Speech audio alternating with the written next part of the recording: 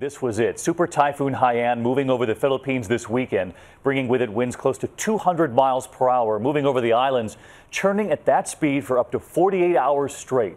Tonight, a humanitarian crisis of enormous scope playing out. This is what the typhoon looked like from space, stretching 300 miles wide.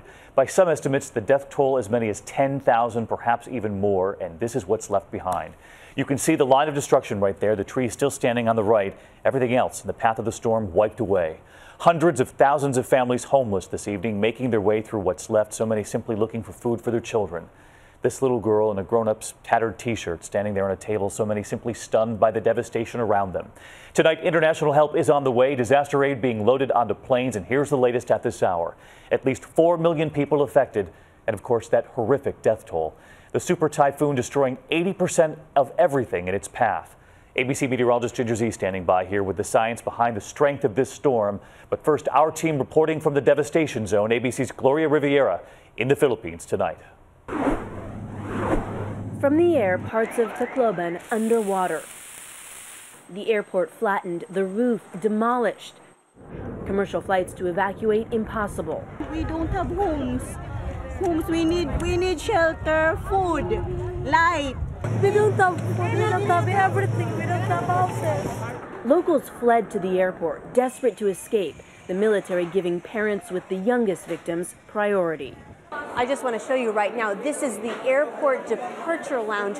You can see that roof ripped off, debris flooding, and lines of people who are coming here to the airport, no guarantee. They call them chancers, hoping for a chance to get out. They say the surge rose high on the control tower, water and wind ripping the insides out of the terminal. The aftermath, eerily silent, the sound of devastation. Cars tangled in downed power lines.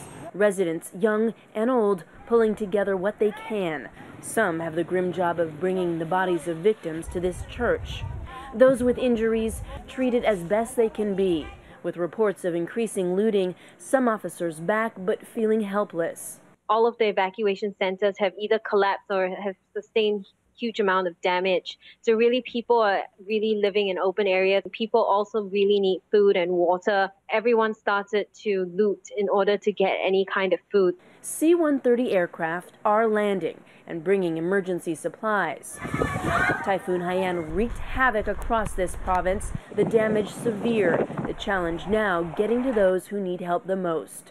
But for so many here, still searching for loved ones, it seems there is only heartache. Gloria Riviera, ABC News, Tacloban. All right, thanks to Gloria tonight. Chancers looking for a chance. Those people there at the airport, or what's left of it. Ginger with us now, and you've been tracking all of this. So many in this part of the world know hurricanes, and a lot of people have said this is what, the equivalent of a Category 5? And a strong one. You know, a hurricane is a typhoon, is a cyclone. They're just called different things in different parts of the world. But David, I first want to show you this picture because it really gives you an idea of these huge, heavy boats pushed ashore and what was happening in this strong storm. Either way, we don't have concrete numbers scientifically yet. We know at least 170 mile-per-hour sustained winds, up to 195 at landfall, and that's what makes this a potentially historic #1 on the planet storm, because if it ends up being 195, it'll be that. And here's what was astounding to me, this buzzsaw of a storm going through the central Philippines, 48 hours as that strength, at least Category 5. That's wild to think of because we have them and they die out right away. The storm surge, at least 15 to 19 feet. I've seen some reports up to 25. That would fill a second-story building.